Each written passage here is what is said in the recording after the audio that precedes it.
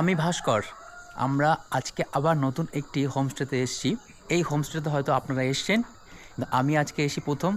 দারুণ লেগেছে, আপনাদের সঙ্গে সেটাই শেয়ার করব। এই হচ্ছে খড়কাগাঁও গ্রাম, এবং এখানেই রাস্তার পাশেই রয়েছে এই হোটেলটি, হোমস্টেটি। এই হোমস্টে যাওয়ার এই রাস্তা নিচ দিয়ে, এবং দুর্দান্ত ব্যালকনি ভিউ রয়েছে, সেটা আপনাদের সঙ্গে শেয়ার করছি। আর আমরা দুপুরে লাঞ্চ করলাম, লাঞ্চটা সত্যি ভালো। এটি হচ্ছে ওদের পুরাতন রুমগুলো, আর তার পাশে আরেকটি রুম করেছে, সেটাও খুব সুন্দর এবং সব দিক থেকে ভালো। খাবার দাবার থাকার ব্যবস্থা সত্যি খুব ভালো। আমরা এই সাইড দিয়ে এলাম, আর এটা হচ্ছে এন্ট্রি। উপরে নিচেও রুম রয়েছে, ডান দিকেও রুম রয়েছে এবং বাঁ দিকেও রুম রয়েছে।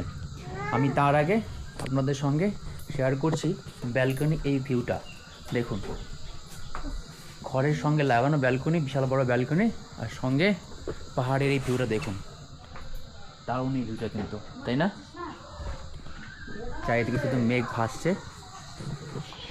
আমরা যে রুমে রয়েছি সেই রুমটা হলো এই রুমে আমরা রয়েছি। দুটো বেড রয়েছে, সত্যি খুব সাজানো গোছানো। এখানে আপনারা আমরা যেহেতু পার হেড হিসাবে এসেছি, আপনারা এখানে 4 জন থেকে 6 জন কিন্তু আরামসে থেকে যেতে পারবেন। আর এই হচ্ছে বাথরুম। বাথরুমটা কিন্তু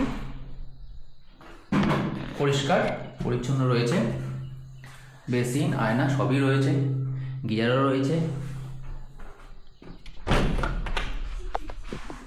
আর এই ঘর থেকে শুয়ে শুয়ে আপনারা কিন্তু ব্যালকনি ভিউ নিতে পারবেন।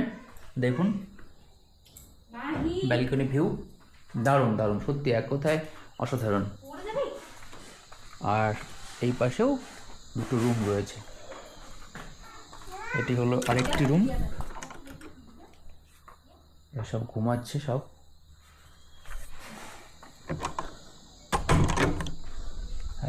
এই আরেকটি রুম, আর এই রুমের সঙ্গেও কিন্তু ব্যালকনি রয়েছে। আর ওদের ডাইনিং হল এটা উপরের, দারুণ এক কথায়। পরিষ্কার পরিচ্ছন্ন একটি হোমস্টে। ওইদিকে পাপার দিকে তাকিয়ে বলো বাই, বলো।